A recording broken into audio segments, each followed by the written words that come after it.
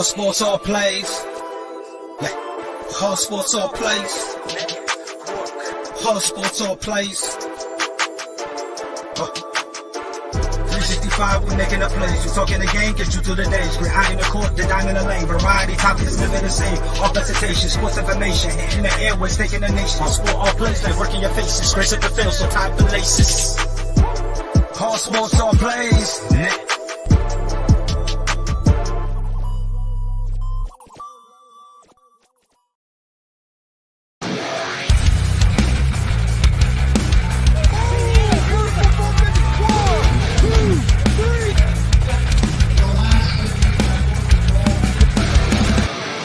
That'd be absolutely devastating.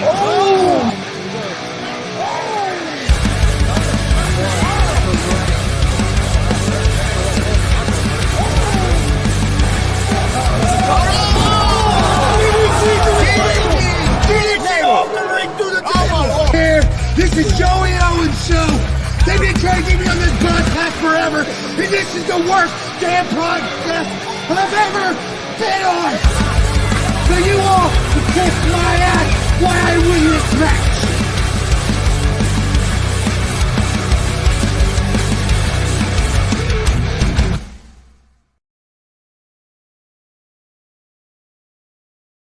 I guess it helps if I have this. All right, what's happening, everybody? Welcome to GWR Gonzo'S Wrestling Room. Forgot to add us into the stream. I'm Chris Gonzalez, joined by Tony Gonzalez, Marcus Fine, and Austin Gonzalez. How's it going, guys? A little better for us, and I think maybe for you. I don't know. Hey, everybody messes up every now and then. I think maybe you might have been thinking about somebody you seen last night. I don't know. Yeah. That's what it was. Doing a little daydreaming.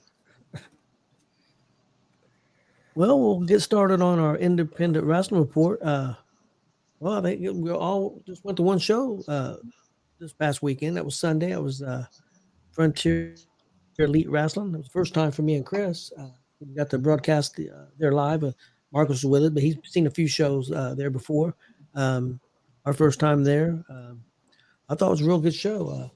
Marcus, I imagine you've got some notes there. Tell us something about the matches. Yeah, I have the results. I will say that was the first time I was in that venue, and I will have to say that is something. That old theater and us being in the balcony, and yeah, that was something unique. I don't know what else to say. I mean, I love the building, I love the venue, and so I talked to. And I like But I like the way that they started right on time. Very, very prepared. We was there, a couple hours early or so, but they were very well prepared for the show, and I thought they did a great job. Yeah, they did. Alex PM'd me earlier today. 43 was the head count yesterday, so not a bad showing. So I think they froze up. Are you? Nope, there you are. All right, you're moving. All right, you want me to run these results down then? Yeah, go ahead. We'll talk a little bit about it. First match, Hidari, which was his second time there, versus Frank Isaac Anderson. That's the first time I'd seen him. Pretty good start of the show, I thought. Yeah, it was very enjoyable. Mr. Anderson taunted the fans and does it like an IRS gimmick, and Hidari beat him, but the sizes were about the same. We've pretty much even matchup there. Let's see. I had to move this around a little bit. Okay, Cousin Cooter and Scarecrow defeated the British Empire to retain the F.E.W tag team titles. Cooter and Crow are huge fan favorites, as you could tell. And Preston seemed to have lost his mind somewhere. Yep. By constantly throwing his partner in there, and then ended up costing the match. Is that his shoot name, Justin? So, let's see. Match number 3, Cody Nunn retained the F.E.W Mid-Continental Championship against Rampage Radisson. And we've seen Wiley and Yippee. One-Man Crew defeated Zay Gates in Zay Gates' debut at F.E.W. Chris's favorite Thunder Kitty defeated Lexi Green via submission. Mitchell Taylor defeated Brandon Day via DQ to retain his heavyweight title. And the main event was Michael Elgin defeated Jacob Rose in a very main event match. So I'd like to see those guys go at it A again. real good match. Yeah, I would too. I thought the main event was probably the match of the night. Zay's match was really good. Also, the Brandon Day match was very good too. But it was a real good show. I really enjoyed it. Yeah, it was fantastic. Billy Bust. What's Billy got to say? I know we picked on him a little bit. Chris will put it up on the screen for you. Oh, Glenn must be downtown. Did he really? Justin, I don't remember him that. How long ago was that? Yeah. Chris's pet name. Yeah, if you're gonna bring her here, you gotta get some kitty litter. You guys are lost your mind. Hey, he started it, Chris. He started it. He just pulled that out of nowhere, threw that out there. Yeah, I don't know why. With it too. Yeah, Marcus jumped right in on that, didn't he? Hey, you give me a platform, I'll go. Like I told Billy on there, we'll take it anybody. You give us a second. That's true. But yeah, I thought it was a fantastic event, fantastic show, fantastic venue, hot crowd. Yeah, it was a hot crowd. It wasn't one of the biggest ones we've seen. Wasn't the smallest by no means either. We've seen much smaller too, but it was a really good show. Chris, what do you think? No, I thought it was a real solid show. I enjoyed it. I do like the building. I was a little I don't know how to say it. Not concerned, but I was a little weary of the building just because I didn't know how the setup was going to be with being the ring being up on a stage. Because being the first, it'd be like the first show we've been to with it set up like that. But I like how the setup was. I thought it was pretty cool. Pretty good view from the balcony. Yeah. I watched a little bit of it back today. I haven't watched all about our picture look good and everything. I thought it was a solid show. I agree. I think Elgin and Rose was probably the match of the night. I thought Zay Gates and One Man Crew put on a hell of a match. I really enjoyed the Brandon Day and the King Mitch Taylor match as well. But saying that though, there wasn't a bad match on the card. No, some good storytelling. Old school. I kind of say they were kind of an old school wrestling organization, which I like. I know Marcus likes that too. So yeah, definitely old school. I thought they did a great job, and looking forward to going back. Well, I guess I have seen Mr. Anderson before. Boy, it's been a while. Justin just revived my memory. Oh, he wrestled for EWF, did he? Yeah, and now that he said that, I'm vaguely getting that yes, that did happen. Glenn Richardson's he's at the Pacer game. He'll be starting here pretty soon. About 40 minutes or so. Quarterfinals of the in-season tournament. Yep. Well, we'll move along to my pro wrestling report. I'll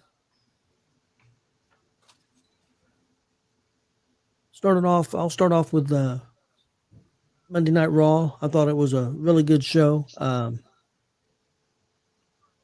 Actually, I thought it was the show of the week. I thought it was the best show that I've seen this week as far as the pro wrestling goes on TV. Really liked the Creed brothers winning that tag team turmoil, which I thought was pretty good. Loved the attack of Nakamura attacking Cody Rhodes.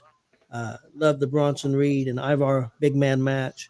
I guess there's rumors about them maybe even starting a big man division, maybe on Raw, and maybe SmackDown having some cruiserweight division, and maybe loosely. It may not even be like a set division, but you may see big men on one show, smaller guys featured on another show. Not all the time, but and I think that would be interesting.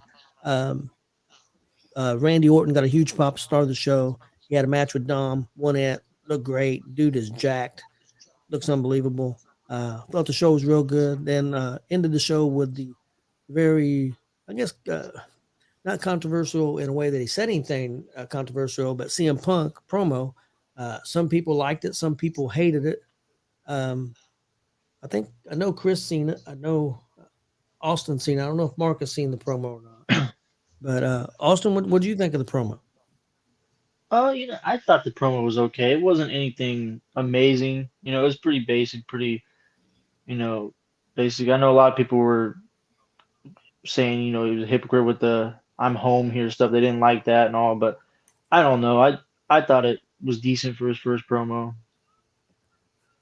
I think that some people think he's a hypocrite and didn't mean that he was home, but I don't think they know because I don't think they know what he's been through. He went to AEW. That was a train wreck. Not a very professional place. I know he complained about WWE a lot, but maybe he found out the grass wasn't green on the other side, and he was happy to be back at a professional place that ran like a business and not like an insane asylum. So Well, I mean, they might have not left on the best terms, and he said all this stuff. He wouldn't go back and stuff, but that doesn't make him saying he's home now any less. I think he's being truthful with it. I mean, they left on not good terms, but both of them can they can all change and stuff, and I think he's grown a little and they've grown, so I think it could be good. I don't know. I'm here for it. I'd rather see him in WWE than AEW. So. and they also a lot of people was upset saying that he didn't bring up AEW and What's the point of bringing him up? And then there's also rumors. There's also rumors that he may be under a legal document where he's not allowed to say anything. What made people think that he was going to bring up AEW? That's not something WWE. That's not WWE. That's not what they do. They don't. How many times have they really mentioned AEW live on air? Other than not many, if at all. I can't think of hardly any. That's not what they do. They don't get on there and one time. For one, why would you get on your air and talk about your competition? You're giving them free advertisement when you do that. AEW does it every week, almost talking about WWE, and WWE's probably sitting there saying, "Thank you guys, because you're getting our name in all these people's heads, and we're not paying a dime for it." The MJF brought up CM Punk and Cody Rhodes this past weekend in his promo. Yeah, but that's more part of just MJF's gimmick, though. He brings up everything. Yeah, so I didn't understand why everybody was. I didn't think the promo was bad. I think that's why people didn't like the promo, because people thought that he was going to come. For some reason, people thought he was going to come out there. They wanted a pipe bomb 2.0 and just start. Yeah, and I didn't think that was going. I never thought that was what was going to happen. Some people thought it was scripted. I read it wasn't scripted. I heard it got cut a little bit because of time constraints. The match went a little bit longer. I heard Triple H wasn't even there. He wasn't even there. CM Punk was, here's when it came to time, you got 7 minutes. Go do your thing. They probably told him, look, they may have told him not to mention AEW. I'm sure they probably did, because that's like you guys said, that's not their style. The only time I can really remember them mentioning Triple H did at the Hall of Fame a few years ago, called him a piss ant company. And that was before they just was getting started. And he made that comment teasing Billy Gunn when they went into the Hall of Fame. Yeah. So, they don't mention that a whole lot. But yeah, there was some controversy over that. But I thought it was a safe promo. I thought it was kind of safe, which, why you got plenty of time. He's going to be under a couple-year contract. No reason to rush it all. I think it was an okay first promo. Yeah, I agree with that. Next up, we'll talk a little bit about the NWA. I know Mark has seen that. I'm not sure if Austin got to see the NWA or not, but I watched it. It was interesting. It was an interesting episode. Got to see Carson Drake, somebody that we've seen quite a bit on the independent scene, compete on there. Which I tell you what, the dude looks the part. Seeing him on the big screen, he looked the part. Looked really good. I know he lost his match. It was for the television championship against Mims, but I thought he looked really good. Looks like he belongs. And mentioned Carson Drake. He was also featured on OVW Thursday night, also on TV, and won in a tag team match. So big week for Carson Drake this week. What do you guys think of the NWA show? I actually just watched it right before we came on. I thought it was okay. I thought it was decent. The first match, like you were just talking about, I'll go ahead and say what I thought. I thought it was a decent match. I didn't like the 6:05 time limit though.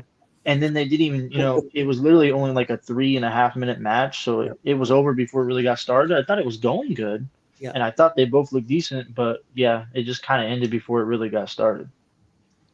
Yeah, Marcus. No, I agree. The 6:05. I'd rather them do a 10-minute time limit. At least 10.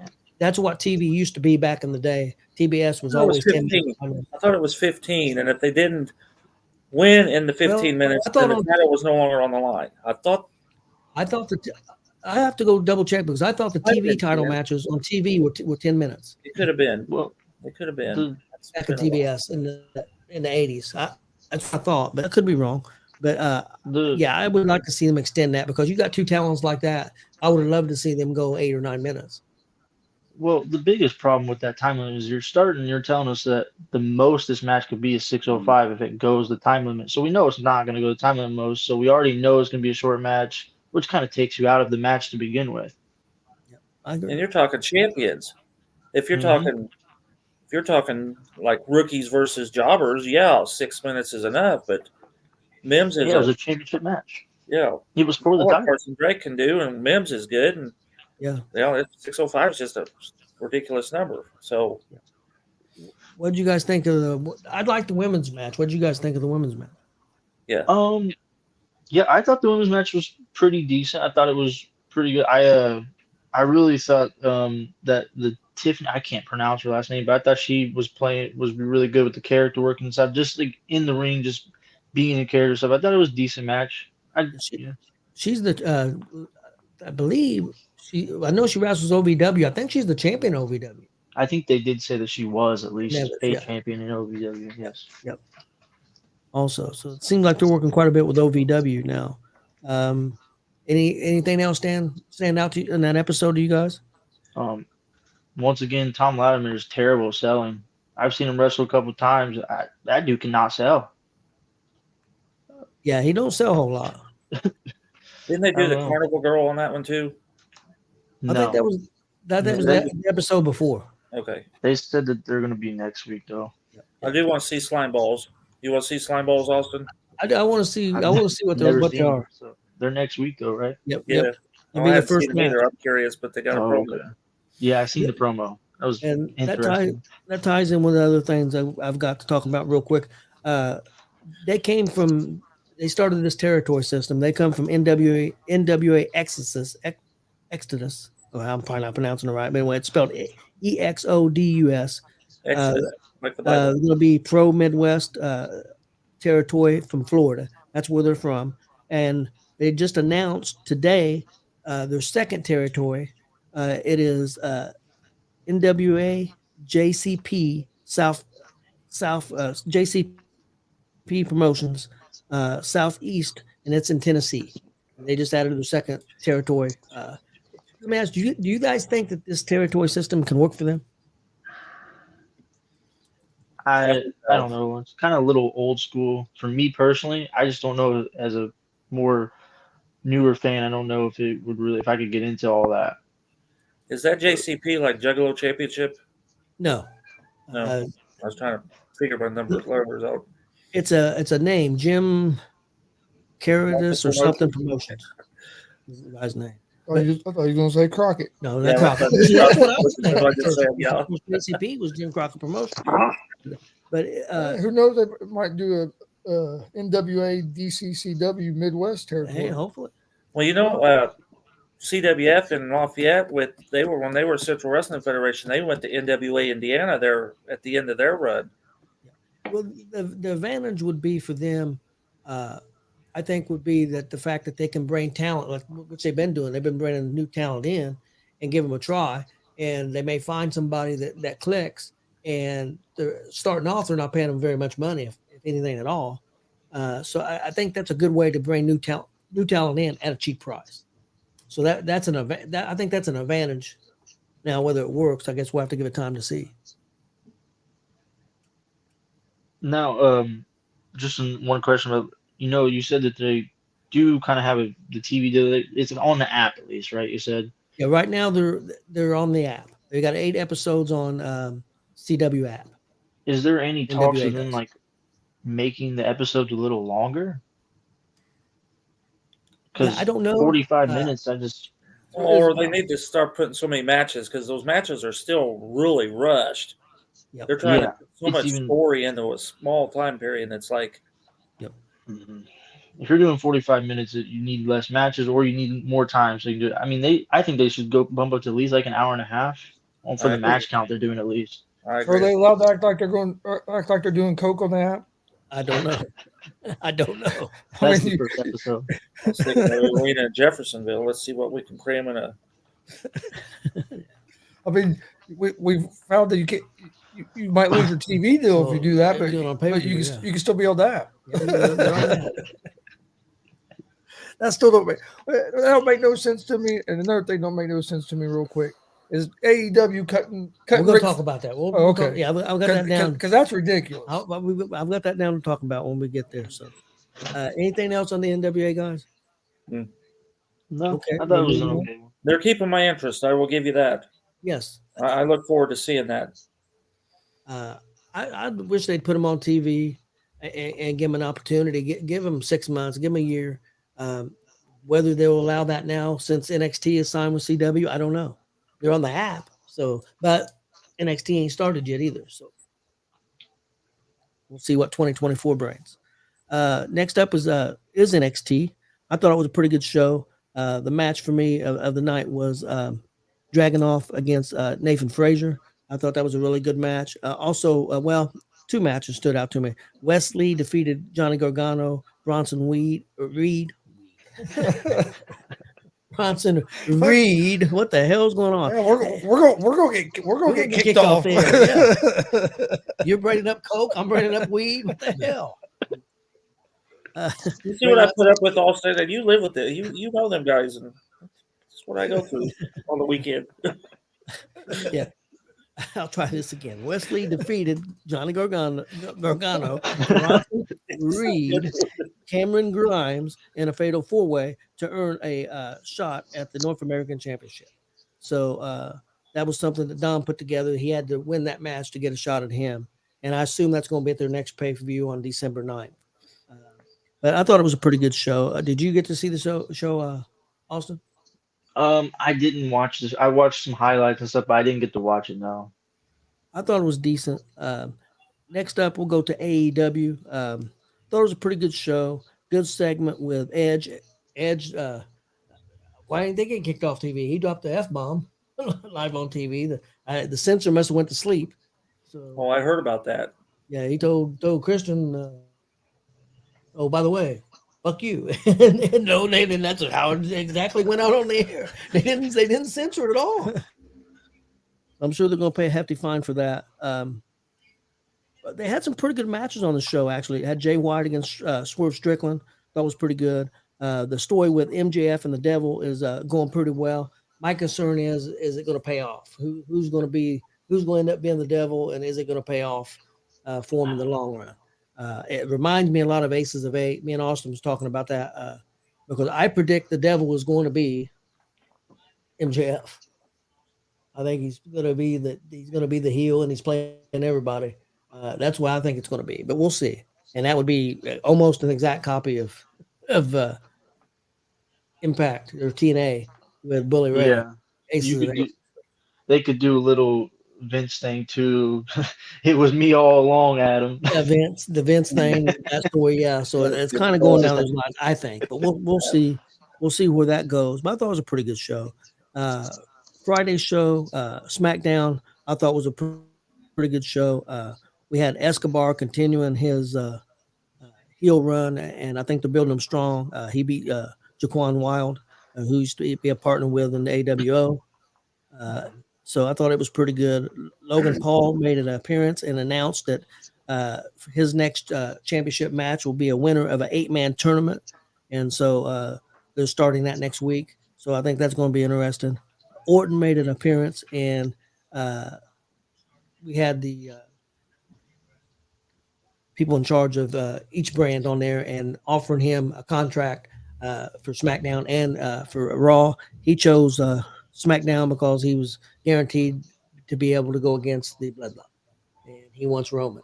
So, and he also of course, Paul Heyman and them guys made their way down there, and he give Jimmy Uso a RKO, and then he RKO the general manager of SmackDown before the show went off there too. So, Yeah. so I thought it was a pretty good show. Enjoyed it. Did you get to see it, Austin? Yeah, I watched most of it. I got to see most of it. On the Randy thing, man, it's Randy Orton, so but man, talk about instantly coming back and kind of being almost like the most over superstar, like he never left. I mean, he looks great. But my question was the Roman thing. They're acting like he's gonna get a feud with Roman. Does Roman show up for a match before WrestleMania? Because we know that's not. I mean, you wouldn't think that's a WrestleMania feud. Does he show up for a pay-per-view before WrestleMania? The rumor is they may be opponents at Royal Rumble. Okay. That's the rumor. I don't know with Roman. When's the last time he has been a while, right? Been quite a while. 2 or 3 months. Yep, At least. And a couple little things here, real quick. Chris alluded to this thing with AEW and Ric Flair. Ric Flair cut a promo. Kind of nothing new with what he said. He said it. He used to say it 40 years ago. Other than the fact that he's set in his 70s now, but he talked about him and Tony Schiavone is going to be at the hotel, and anybody 18 to 20, any women, any 18 to 28-year-olds that want to come to the hotel, come and see him and Tony Schiavone and have a good time. Leave your boyfriends and your husbands at home, and they AEW cut it. They didn't allow the promo to air on. It was supposed to be on Rampage, so they cut the promo. What do you guys think about it? Do you think that should be cut? I know Chris does not. Chris, what do you think? Go ahead. Yeah. You can watch these music award shows on BT, on TV, with our asses out, titties out, everything, which I'm not complaining, but it happens. But then a guy just gets on there and makes a comment. It ain't like he was degrading anybody. It ain't like he was asking for underage kids or something. It's adults. I mean, and it's something that we've, like you said, he's done for 40 years. I don't understand what the big deal, why it's such a big deal. It had to be cut out of the program.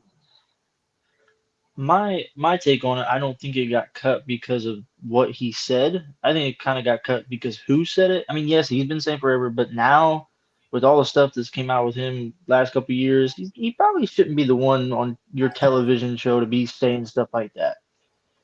That's my take on it. I don't think it's really the words that he said, just maybe the person that said it. What do you think, Marcus? I mean, you've seen Ric Flair since. We talked yesterday, and with Flair being a very decrepit 70-year-old man wanting an 18-year-old, well, that makes no sense anyway. And Tony Schiavone, why? I mean, I don't see that ever happening. But Chris is right. That's classic Flair. I could go either way. Yeah, and I think it's meant more as comedy as anything. I believe. I mean, who knows? Rick may be serious. Who knows? I mean, Rick. I think he's at least half serious. I'm not saying if somebody showed up, we probably wouldn't turn him down. Yeah, but no, we won't go there.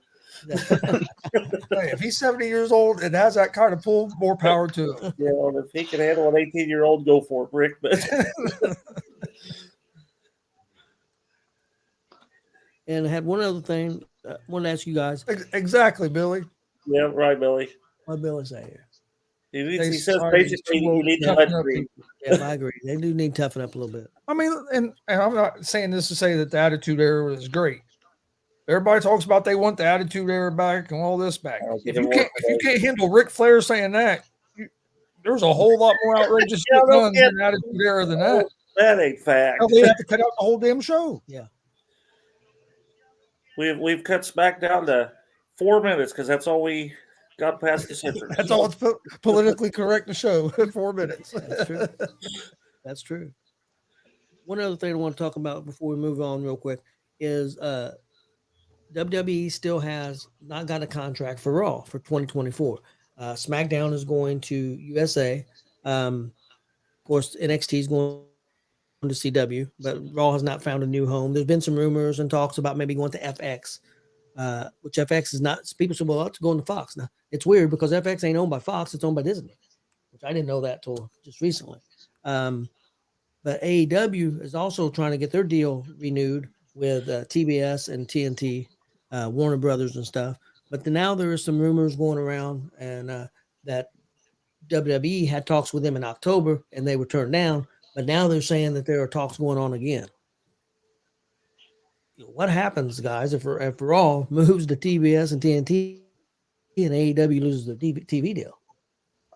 I think AEW probably gets, don't pay enough money. They'll get some kind of TV, but I'm more of a WWE fan, but I do honestly think if TNT or TBS had the chance to get WWE over AEW right now, I would think they'd take it if they were getting enough from it themselves. But I mean, I think they know they're probably going to get more viewers. But Yeah, I mean, right now AEW is doing about 800,000, where Raw does sometimes. Well, last week they did almost 1.9, double on a Monday night against NFL football. I think the main thing is WWE is just more consistent. Of course, it was one of the worst Monday Night Football games in the history of football. Well, we did have Randy Orton coming back and CM Punk coming back too. And one of the worst Monday Night Football games. That's true. That game was horrible. What game was that? Bears. Vikings? Yeah. Yep. Yeah. It was bad. But so what do you think, Chris? You think that TBS might pull the trigger and get Raw? I mean, they might. If you can get, I mean, it's smart. It's all about making money in business, and if they get it for the right price, what they consider the right price, I mean, you're going to jump on it because WWE is going to bring a lot of eyeballs to their network. I think it really hurt. I mean, it hurt AEW bad because where you going? Where do they go from here? If you lose your TV deal with them, yeah, you might be able to find some kind of a TV deal from another network, but probably not going to be for the amount of money that you were getting from Warner Brothers. No, because you run out of options because, I mean, especially, I mean, that's kind of smart because WWE's taking up 3 different options, 3 different networks, and usually they have deals set in place where they can't have competition. Another wrestling company can't be on against them. Usually that's how it's set up. I'm not saying for sure that's the way it would be. So I think that's interesting. Okay, guys, we'll move on to our next thing. And Marcus, that'll be you with your pro wrestling profile. Okay. Again, we're doing Dick the Bruiser opponents and wrestlers of his time here in the state. I picked Sailor Art Thomas this week. You're familiar with him, Tony, I'm sure. Oh, yeah. Yeah, I knew you. I think we've talked about him, but since he came up in last week's celebrity thing, I decided to use him this week. Sailor Art Thomas, born January 30th, 1924 in Arkansas, and he passed away March 20th of 2003. He was a former merchant mariner and bodybuilder. He debuted in 1943 and he retired in 1981. When his mom passed, he was raised in Wisconsin and lived in an orphanage and foster homes till he became of age. Spent 27 months in the Merchant Marines, helped build airstrips in Guam. Then became a bodybuilder, toured the U.S., and was spotted by promoter Jimmy Dementral, and I don't know who that is, and began training. When he debuted, he was introduced as a discharged mariner and would take on the villains for their dishonorable tactics. So I'm guessing he was like a Sergeant Slaughter of the time, that they used him to take on the villains like Slaughter did years later. He won several tag team titles around North America with partners such as Luthez and Bobo Brazil. He won the NWA Texas Heavyweight Championship and held that in 62 and 63. He did work in the WWF in 63 and 64, teaming with Bobo and Bruno Sammartino. In April of 72, he won Bruiser's WWA Heavyweight title by defeating Baron Von Raschke and was inducted in the WWE Hall of Fame 13 years after his passing. So that's who I had this week. Cool. If there's anybody He out was- there want to give me an he- idea he- that they want me to come up with, Billy Buzz or anybody that's got any of them Bruiser opponents or somebody, throw them out there and I'll put them in a spotlight. Cool. Yeah. Says I remember Sailor Art Thomas being 6, 7 years old watching him on TV. They did a Sailor Art Thomas Jr., but I don't think that was his son. I just think it was they used the gimmick again and Yeah. put a sailor hat on him. I vaguely remember the second generation too. Okay. Next up, we've got our pro wrestling top 5 for the month of November, and also our independent top 5 for the month of November. I'm doing the pro wrestling top 5 first for pro wrestling, and then me, Marcus, and Chris will do our independent wrestling. Austin, let's see what you think of my top 5 for the pro wrestling for this week, for this month, or for the past month of November. My number 5 was Christian. I thought Christian's been a real strong in AEW. Great promos, probably the best heel they've got going right now, especially since MJF is basically a fan favorite. So I think Christian has helped fill that void. Just great promos, great storytelling. So doing a great job. My number 4 is Cody Rhodes. It's hard. I think he's probably their top baby face, but they've got a lot of baby faces right now. But he's doing a great job, getting great reactions every week, having great matches. So Cody Rhodes is my number 4. My number 3 is Swerve Strickland, giving Christian a good run for his money with the being the heel there in AEW, but just having great matches. Got a big win at the last pay-per-view against Hangman Adam Page in that crazy death match. So I think he's going to another level. I really like what he's doing. Number 2 for that month is Santos Escobar, who I think is moving to a new level for heel for WWE. I think we're going to see big things from him in the next 6 months. I like the story, the way they're doing it with him and Ray, and I think he's been really good. And then my number 1 is Rhea Ripley for the month. I think she's as strong a superstar as WWE's got. She's on every show, it seems like, and just doing a great job. And she had a big win at their last pay-per-view. So that's my top 5. Austin, what do you think of my top 5? I think that's a pretty solid top 5. I'd say a couple people that I would kind of say is in the mix. Jey Uso is in the mix there. Seth, you could say just because he's on TV all the time and just kind of the workhorse. But I mean I think your top 5 is pretty solid. That's pretty much what I'd say mostly. Yeah, I could do 10. I mean, you got Drew, who's turning heel and been doing good work too. Dominic. I mean, Shawn Michaels said the other day that he thinks Dominic Mysterio is for the last year been the MVP of WWE. He's been great. I have to agree with that. Yeah, so and that's coming from Shawn Michaels. So that's pretty high praise. Okay, guys, we got Ever since he got off the prison yard. got out of the prison yard. That's true. Next up, we got our independent pro wrestling top 5 for the month of November. Who wants to go first? Marcus, you want to go?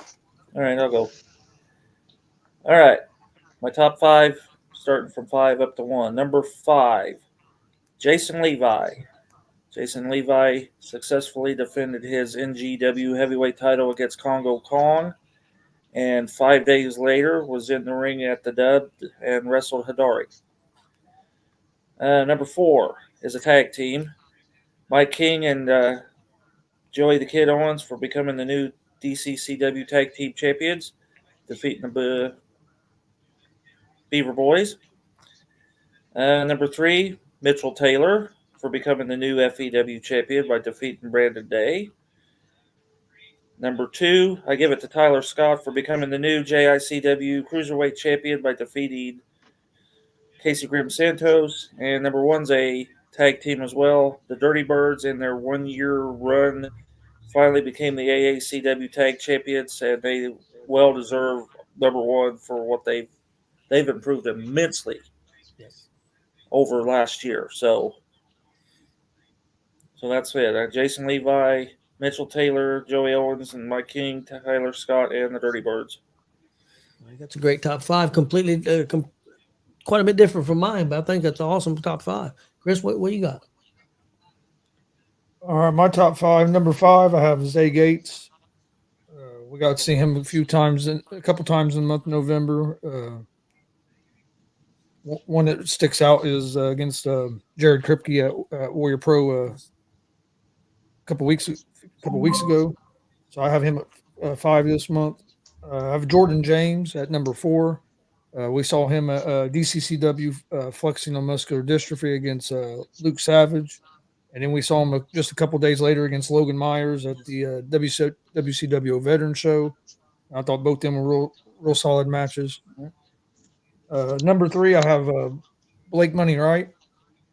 Again, we saw him in a tag match with I think the guy's name was Xavier, if I remember right. Got Elgin trains, and Elgin and Damon Real, and then we also saw him against Logan Myers at Warrior Pro, and we kind of talked about this with some other people. They're both Blake. I mean, Blake's one of them guys. It seems like every time we see him, he is better than the time before. Number 2, he wasn't in my top 5 last month. Hidari. Hidari's been on fire. We've seen him at multiple places. Saw him in a great gauntlet match, a great performance in a gauntlet match at AACW. We also seen him at the Veteran Show against David Light. I think he was at the DCCW show. Mm-mm. No, he was at the Dub that night, wasn't he? Yeah. But then we also, I mean, we saw him last night, which didn't count for this month, but we've seen him a few times. But he's been on fire over the last. And then at number 1, I think he was my number 2 last time. I have Logan Myers against Blake Money Wright, match against Jordan James at the WCW Veteran. And Logan's another guy I think that has looked better every time we've seen him here the last couple months. So Yeah, I agree. That's who I had at the top 5. Okay, we got somebody that's upset out here, Mark. Well, Listen, it was after your list, so Ravi will get over. You can make December. We will see you. All 3 of us will see you Saturday, Justin. You can make that happen. Because I don't know if you know, but Gonzo'S Sports Room, we will be in the house on Saturday. So.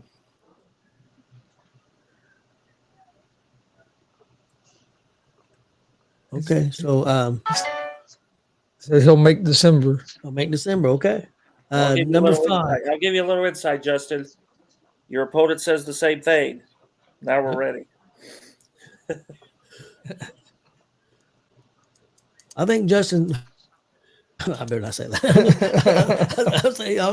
I think we need to see a sacrifice, and then maybe we can get a number 1. Oh, God. I'll go on from that. Okay, Also, you didn't have to talk to your grandfather. He's really good on was Christian Cash. Defended his title at the Kokomo show. I thought he had a real good performance, and that 3-way match I thought was really good. So he's my number 5. My number 4, Jesse Winchester. Anybody knows I'm not a big Jesse Winchester fan, but he came over and did commentary with us, did a fantastic job, did great storytelling, just did a great job, and then had a great match later in the show against IK3. Had a fantastic match, which he won, and hung on to his belt. So I thought Jesse did an incredible job this month. Next up, number 3 was the Dirty Birds. Very easily could have been number 1. I mean, did a great job. Finally got those belts. Got probably the loudest pop I've ever heard at an independent show. So Dirty Birds number 3 on my list. Yep, number 2, Logan Myers. Logan Myers again, like Chris said, just been on fire. Had a great match there against Blake Wright. Lost a controversial match. Matter of fact, going to get a rematch coming up this month. Seen him get a win over at the Veteran Show against Jordan James against Jordan James. And he was also at the, I forgot to mention that, he was also at the Flexing with Muscular Dystrophy, real good match with Dalton Love. A very difficult match because of the ropes. So great performances from Logan. He was my number 2. And my number 1 was just the performance was outstanding. He started off at a battle royal there at Warrior Pro Wrestling, won that battle royal that Jesse Winchester set up, a very tough battle royal. He won that and then wrestled in a match against Jared Kripke, beat Kripke, probably about 35 minutes in the ring total, counting the Rumble and the match. So my number 1 was Zay Gates this week, for that month. So he's my number 1, and I thought did a great job. I liked all the lists. I thought Marcus got to see more matches than we did. So he had some people on there that we probably didn't see. Marcus, Chris Chaos said he missed your list. Okay. Well, you shouldn't be watching every second. What the hell's wrong with you? Yeah, come on. I just told you. Anyhow, you have to go back. Yeah, I'll be like that. You just need to go back and watch it. Anyhow. We need the viewers. That's twice. Jason Levi at number 5. Mike King and JKO at number 4. Mitchell Taylor 3. Tyler Scott 2. Dirty Birds 1. And actually, Chris Chaos seen the Tyler Scott win because he was sitting next to me at JSCW that day. So, and guys, let me tell you something. This was my idea to do these lists, and it's not easy. It's easy. You could, I mean, Marcus, how many people could you put on your list? Well, at least 20. Yeah, I mean, we see a lot of great matches, and it's really hard. Got to sit down and think what I go by. Like Zay, that performance really stood out to me. So that's what I'm kind of going by. There's things that really stood out to me. Logan Myers stood out to me with his 2 or 3 performances I've seen. Sometimes that can be an advantage if you see somebody 3 or 4 times in that month. I mean, I'm not gonna lie, that can be an advantage because it could stand out more. Like I said, the Dirty Birds pop. Dirty Birds could have been number 1 easily with that pop that they got. So I mean, and Winchester, what he did, I mean, he stood over on commentary and did a great job and just did great storytelling. So, and Cash has been doing an incredible job of Kokomo. So it's hard. I mean, I didn't have Blake Money right on my list. He could have been on my list. I mean, it's really difficult to do. I mean, like I marked out 3 or 4 times because I kept changing. Michael Elgin could have been on my list again this month from seeing him at DCCW, and then Adari's which I had it too. But he, if you listen, he gets one of the loudest pops from the crowd everywhere he goes. Don't get me wrong, it ain't the pop that Dirty Birds got when they won that championship, but everywhere he goes, he's a fan favorite. And a lot of times before they even see him wrestle in the ring, just him coming out the curtain. Coming out, yeah. He's got that I don't know what you would call it, but it just comes out natural chemistry here. It definitely comes out. Okay, guys, you got anything else on this? I want to say the way I do mine is how they win these belts. I mean, Mitchell Taylor made his guy pass out. Tyler Scott, he's been working. He's like the Dirty Birds. He's worked hard to get to where he's at. Yep. I mean, Jason Levi went 20 minutes with hard-hitting Congo Kong and then turned around against Adari 5 days later. And, that match was a beating hell up on each other. And then, not to bring it back up, King and JKO, after what actually went down that day, to come out and get and do what they done. And, so. Yeah. I agree with you. I mean, and you had 3. Warrior Pro. If I went to Warrior Pro, my list could have been totally different. But I agree with you on Winchester. I agree with you on Winchester. He was almost on my list as well. He's since he's been back from that from his injury, the improvement he's made from time every time we see him has been pretty large. Did a great job, and like I said, that's one thing I like because Marcus had at least 3 matches that we didn't see. We didn't see that he's seen. So I think it's what's good that Marcus goes to more shows. Of course, he's going to almost double what me and you're going to see this year. But I think that's good. That we're getting that feedback, and we all we all like different things. I mean, Marcus might like something I don't like, or you might like something that Marcus don't. So I think it's good that we do it this way, and I hope the wrestlers and the fans appreciate it. Okay. I got something to add. For Just an idea for you guys to do. Maybe like first show of January. You guys should just do your top 5 indie wrestlers of the whole year. Fill him in, well, actually, Tony. Mark, yes, that's a You good guys idea. are? No, well, see, we did it last year. We've got we had 14 categories, and we got the best match, best show, uh, best rookie, different things. I'm just naming them off the top of my head. So I think you got the list. Okay, we had match of the year last year. We had show of the year, best heel, best babyface, tag team of the year, manager of the year, greatest moments of the year, best fans, feud of the year, people to watch, best technical wrestler, best hardcore or stipulation match, wrestler of the year, and female wrestler of the year. Them are the categories we had last year. Well, We'll have be Chris doing that put most sometime. improved. It's like your Slammies. Yeah. Have Chris put Yeah. most improved because we added that Yeah, category we're gonna last do night. most approved. Yeah, stick that up there. Yeah, we're gonna do most proof too. And hey, if any of you guys got any ideas for categories out there, we're trying to get the list together. We're not against adding some categories. So if somebody comes up with something good, all right, we're gonna move on to our factions. And Austin, you want to go first? That's pressure. Okay, I'll do it. Okay, putting the pressure on. Well, you know me, most of mine are going to be pretty more newer Okay, and nothing before 2000 mostly. So, um, I'll start out with one of my. I did 2 women and 2 men. I'll start with my women. The idea behind this one is pretty much just 4 of the most, in my opinion, just like flashy, athletic, like women that we've had. They can kind of just do anything in the ring. So with that being said, I have Bianca Belair, Sasha Banks, Ember Moon, and Naomi. So that's one of mine. I don't have names. I know you guys said you had names. I couldn't come up with any. I didn't want to embarrass myself. But my second one, the idea behind it is men's technical, like total package wrestlers. Just 4 of my favorite wrestlers I just think have everything in and out of the ring. So that means that it'd be Kurt Angle, Daniel Bryan, Chad Gable, and Eddie Guerrero. And the thing behind this one would be pretty much the stable would just be 4 cocky guys that just know and think they're better than everybody.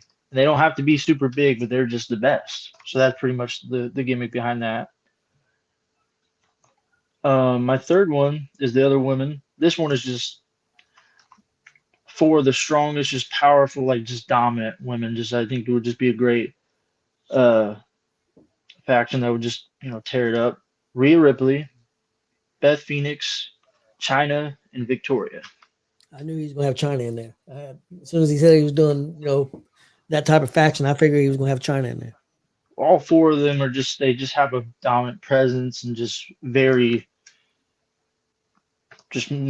of the most powerful women in WWE history, in my opinion. And my last one is a today take on Evolution for what I would like. And I'm going to tell you the spots they'd be in the group, like who they would be. So with that being said, the flair of the group for me now would be Christian, kind of the older veteran, can be the mouthful, kind of the dirty play, kind of just kind of schemy and just all that. For Randy Orton, I think the obvious is kind of Theory, Austin Theory, kind of the come up, who I think has all the natural talent, in my opinion. For Batista, the muscle, I put Braun Breaker, also kind of an up and comer who, can be the muscle of the group. And for the Triple H spot, kind of the person that's already at the top, the champion, I put Seth Rollins. I like that a lot. Mm-hmm. The only one I like Steiner. I think just because he's a little bit taller and bigger, I thought of when you said that, which you don't watch him a lot. I thought of Wardlow. I get what you're saying, but Steiner's a good pick too, though. I like that. I like that idea a lot. I get what you're saying, Wardlow, and I tried to think of some bigger people. I just thought that Steiner, he was big enough, and I think he has the charisma of being like a Batista type. Oh, that's awesome. I like that a lot. Cool. Okay, guys, I'll go next if it's okay. My factions, my first one is called Heel Incorporated. My manager for the group is Harley Race. And my heels would be Roddy Piper, Ric Flair, MJF, and Jake the Snake Roberts. That would be my first group. Be My next interesting to group, see how the old school guys deal with MJF. yep, yeah, that would be true. Uh, but I had to throw them in there because I thought it'd be a little different. My next group is I couldn't come up with a manager, so Marcus, tell me if I did okay with a manager for this group. The name of the group is the Brawlers. My manager is Sir Oliver Humperdinck, I was going to use and it at one time too. So and got Bruiser Brody, Stan Hansen, Bam Bam Bigelow, Dr. Death, and Terry Bam Bam Gordy would be my group. And I think that group would be hard to deal with. who was in that group again? Bruiser Brody, Stan Hansen, Bam Bam Bigelow, Dr. Death, Steve Williams, and Terry Bam Bam Gordy. Okay. You'll And I see knew why I asked you Humperdinck. The reason I went with Humperdinck because I knew he had managed Brody some before. I knew he'd managed Bigelow before. I wasn't for sure, but I knew he was around the other guys in Texas and stuff. So I really couldn't come up with another manager. I thought about Skandar what's his name? Akbar? Skandar Akbar, Akbar. but I didn't think that fit. Didn't Humperdinck, he wrestled at one time too, didn't he? I think so, a little bit. I Yeah. think he did. My next one's kind of cheesy, but you guys are gonna have to. Oh, I let me got to have feel it. those myself. This one actually there was a name of this. If I remember right, in NWA, you can or somewhere. I think Marcus, you may know this. The name of a group is called Brothers in Paint, and the manager's Paul Ellering. It's going to be Ultimate Warrior, Sting, the Barbarian, Animal, and Hawk. But there was a group I remember for a brief time called Brothers in Paint. I don't recall, but that don't. I think it was just like a name for it could have been even for just for a Survivor Series or for just like a one show. I don't think it was a faction, but I think but I remember that, and it may have been even Sting and the Road Warriors one time, and they just called themselves Brothers in Pain for like You're about to get sued for stealing a name, man. Yep, I might.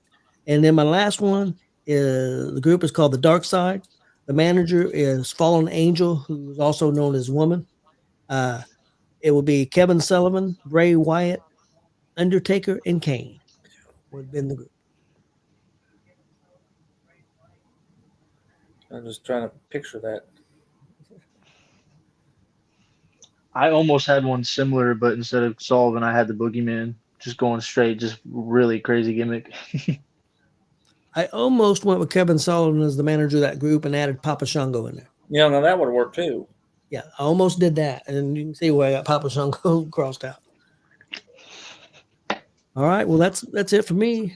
Chris, you want to go? We'll let Marcus round it out. I'll go. My first one is going to be women.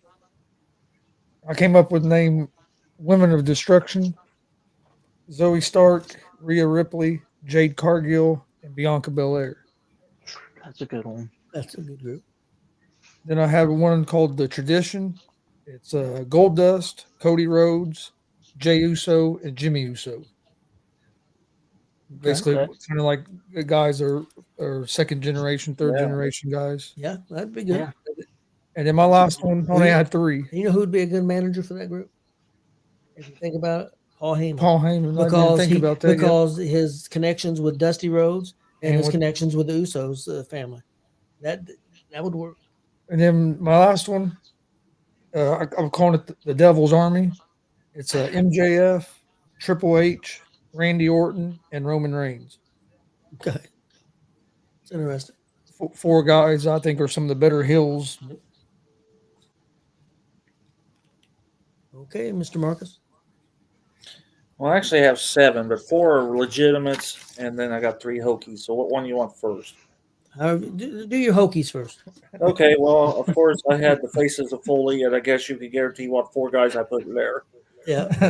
Foley, Cactus Jack, Mankind, and New Love. Okay. And if you ever had the vintage SmackDown PlayStation video game, you could wrestle those 3 guys at one time. So, Okay. Yep. and then I had the Jobber Wrestling Jobber Wrestling. Let's see, Jobber Wrestling Order, JWO, the Brooklyn Brawler, Mike Sharp, Barry Horowitz, and S.T. Jones. Okay. And then I had one called the Warriors, which was the Ultimate Warrior, the Road Warriors, and the Modern Day Warrior, Kerry Von Erich. Now that was my goofies because I was just writing crapped out. Okay, so for the reels, Power Incorporated, no manager, they didn't need one. Ken Patera, Mark Henry, Ivan Putski, and Ted Arcidi. All those guys were power lifters. Yep. At one time. And then I had the Tons of Destruction. You know, probably figure out where I'm going with this. Lou Albano was their manager. King Kong Bundy, Jerry Blackwell, the One Man Gang, and Earthquake. All big fight. And that's funny how you said that they're going to have a big guy group. They always had a cruiserweight. I don't know why they didn't have like a 400-pound plus belt. They didn't say, because they was talking about on Busted Open, and they actually had Bronson Reed, and they was talking to him about it. He said he don't know if it'll be named or if it'll be even a belt, but he says it looked like they're going in that direction where you're going to see probably a match or two, maybe weekly, where you're going to see big guys featured, and maybe the same thing with cruiserweights on SmackDown, because Triple H really loved the cruiserweight idea, which Vince ruined, that he would like to maybe feature them, and I think that's a good idea, feature one on one show, feature one on the other show. Yeah, I think it's a really good idea. Yeah, you know how I like to watch those big guys, like Tyler Bodine and Brutus Dillon. I mean, we've seen Hidori. Who was it that said that? Yeah, big guys slapping meat together. Big E. Yeah, Big E. Big guys slapping meat together. Okay. Yeah, I don't know if I can say that. That's humorous. Okay. And I guess he was in attendance yesterday. Kelly got to see him and talk to him. This one is called Old School USA. The manager was Saul Creechman, Scott Romer, who was in the house yesterday. He didn't come upstairs to see us, but Kelly did see him yesterday. Dick the Bruiser, Bobo Brazil, Bobo Brazil, Moose Cholok, and Baron Von Raschke. And then I call him Tough as Hell. Dr. D. David Schultz, Stan Hansen, Bruiser Brody, and Harley Race. Yeah. And they don't need a manager either. So that's why when you started rambling off yours, I thought, because you said Dr. D. Didn't you say Dr. D? Yours was Steve Williams. No, my Dr. Death, Steve Williams. Okay, well, I was thinking, I thought, man, you got one almost similar to mine, but so. I think of that Dr. D. Schultz, all I think of is that damn Tuesday Night Titans. Yeah, I watched the Dark Side of the Ring the other day, and he had to talk about the police was called because he was out beating these kids and his wife and shooting the ceiling out of his house with Vince there. Yeah, that shit's funny. I'm telling you, you need to laugh. You just go back and watch that crap. Austin, you want to talk about not politically correct? You need to watch. You need to watch that. Oh yeah, there's no way they could film any of that today like that. No, it'd be canceled in 30 seconds. But the one you got to watch though, if you want to laugh and maybe pee your pants, is the one with the wedding, with the midget dancing on the table and throwing cake, and it's unbelievable. I think that's episode. And that aired for like an hour and a half or 2 hours on USA. It was a takeoff on the Tonight Show, but something else. That was. Oh yeah, the way he talks to his wife all day and stuff. Oh man, it'd be boom. People would go crazy. What did I say, woman? Eat your chicken. What are you laughing about? You eat that. Get out of here. You ain't eat nothing now. He'd say something to his kids and they'd smile or laugh and all, man. I don't know if Austin ever got to see where Dr. D, where Schultz was on 2020, and the announcer asked him, his interview him, asked him, is wrestling fake? And he takes his open hand and he slaps him as hard as he can in one ear. And he said, is it fake now? And he slaps him in the ear again. He busted his eardrum. and they got sued, and he lost his career was over after that. But yeah, I feel like I might he have showed him seen a wrestling. like a video of that before.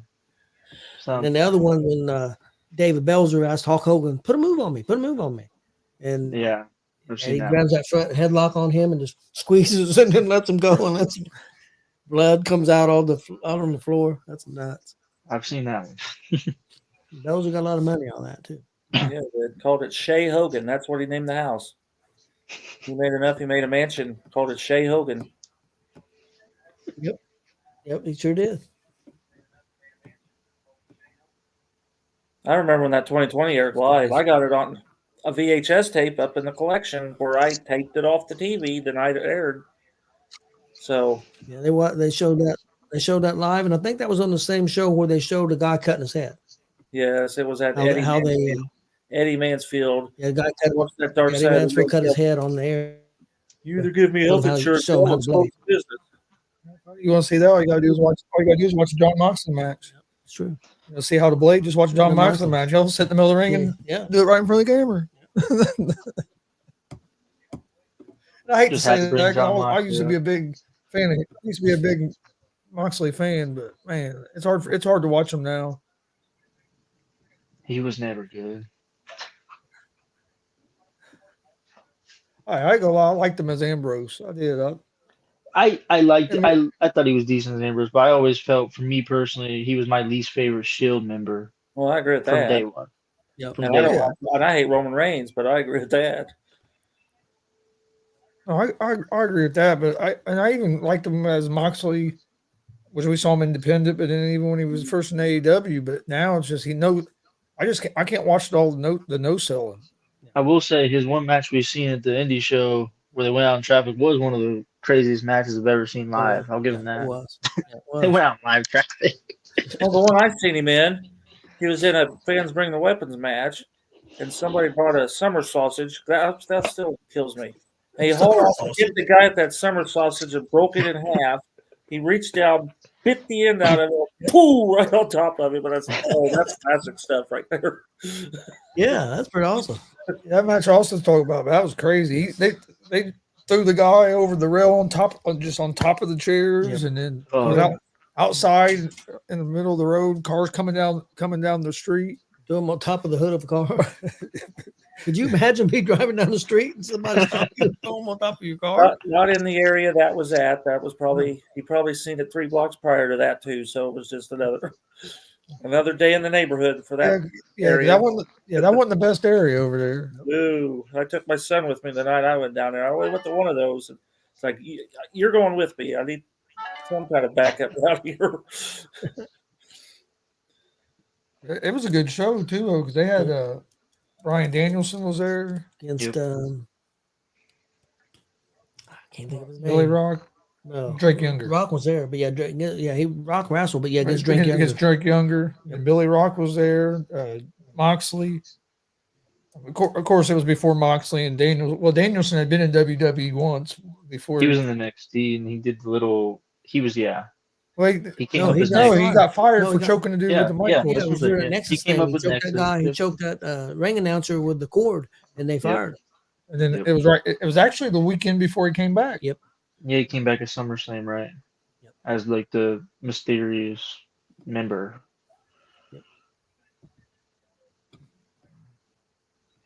Yeah, if you remember, that was a crazy show. It was a good show. Oh, yeah, it was. I know. It was just wicked down there.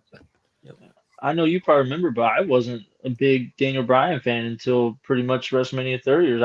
I wasn't sold on him really. No, I know. And now if we just get you converted on Ric Flair, you'd be all right. I don't. What's there? To I won't convert? deny. There's nothing more you can do with Flair. I mean, Yeah, but he's never seen Ric Flair is that great. have you not watched Flair and Steamboat in '89? Some of that I've stuff? seen the matches. Personally, I just like the style of matches these days. I think they can do more personally, athletically. Oh yeah, there's no doubt athletically. I think Steamboat could do. I mean, of course, he can't now, but I think at that time Steamboat could wrestle. Oh, he could wrestle now. I think Steamboat's one of the best there. I I think Simo's better than Ric Flair in the ring by far. Personally, I agree with that. Yeah. I think he's Ric Flair's better character is great. His Yeah. in the ring character stuff. In the ring, like as a wrestler, I've never been too impressed with it. I know that's not his thing, but like his biggest thing. But I don't get it really. Just me. Well, that's all right. I don't care for Shawn Michaels either, but Oh, I know. I respect the talent. I just never And you cared know for it. what's funny is I love the WrestleMania match, Ric Flair's retirement match. That was a great match. Yep. That was a good one, and so was the Michaels and the Undertaker. Yeah, I mean Michael's Undertaker. He's talented. I just never, Yeah. I never cared for him. Not like It's funny because my favorite WrestleMania match has Shawn Michaels in it, but it's neither one of those.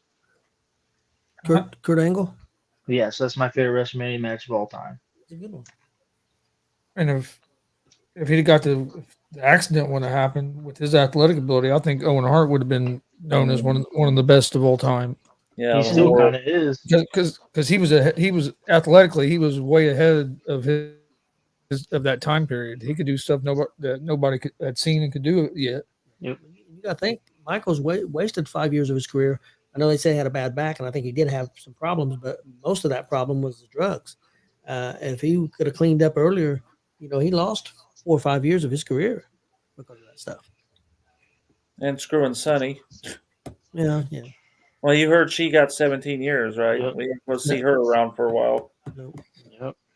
So in about 9, she'll show up on the Independent somewhere, but she'll be on probation and have an ankle bracelet. But About 9.5 years, she'll be sitting beside Marcus doing commentary. then your dad will be trying to set you up. Be your woman. Oh, it's gonna be Bucks.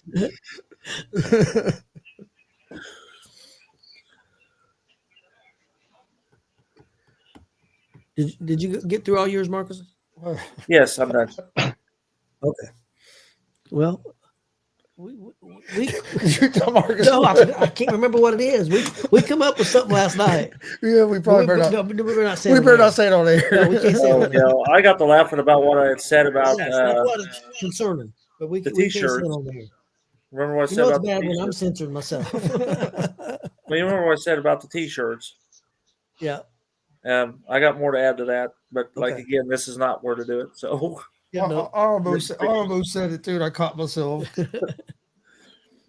Well, you got anything else? Next week, guys, what's next week? We have we'll be talking about any indie shows that which I don't think we do have a show Saturday. We're going to Marcus will have some shows. He's going to. He's also going Saturday also and some other shows. Got the NXT's got a pay-per-view Saturday night. I'll try to watch it Sunday before we come on air Monday. We'll have another pro wrestling profile with Marcus.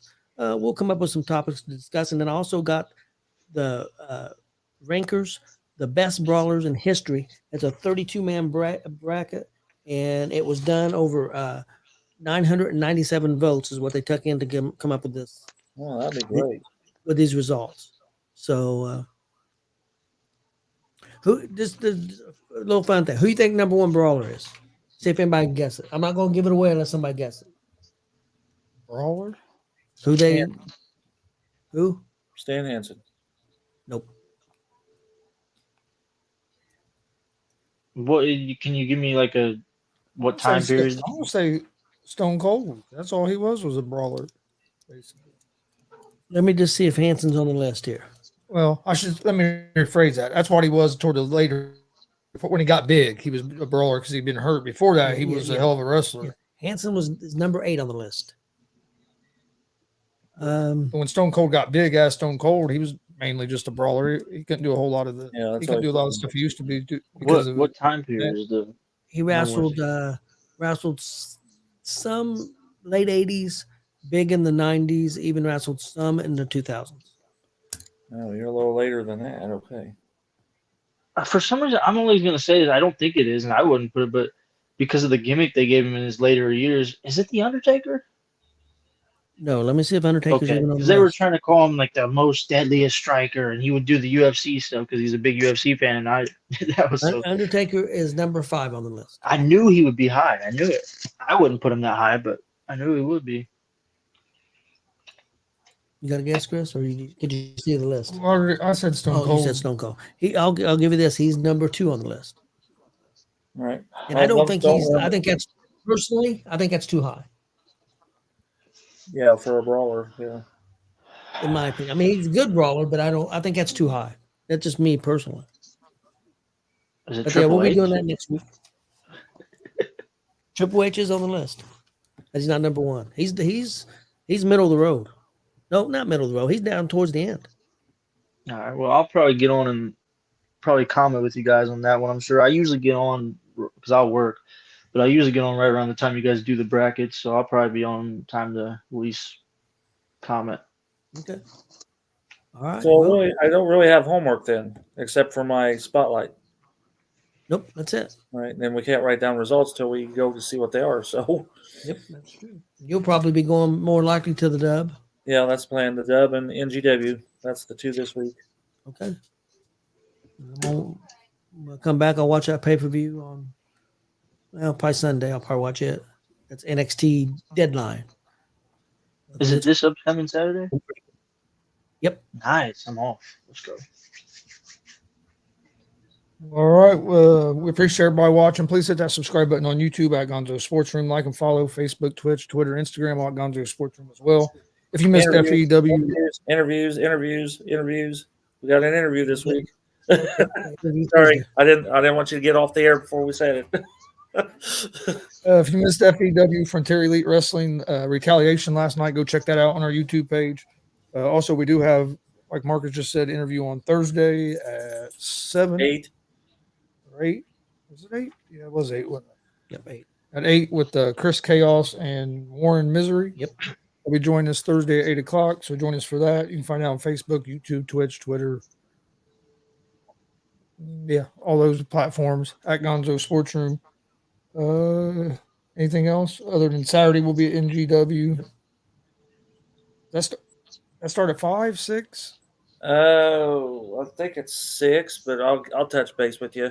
Yeah, we'll let you guys know more the exact start time. Now I'll put out a graphic about it. Plus, we'll talk about it on Thursday when we're do the interview. 50-30. I'll let you know. Other than that, thanks for joining us, and we'll see you guys next week.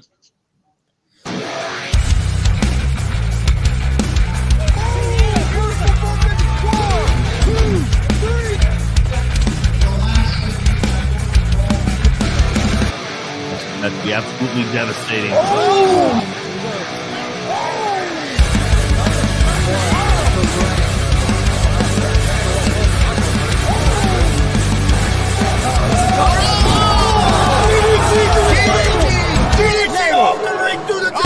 Here, this is Joey Owens' show. They've been trying to get me on this broadcast forever, and this is the worst damn broadcast I've ever been on. So you all can kiss my ass while I win this match.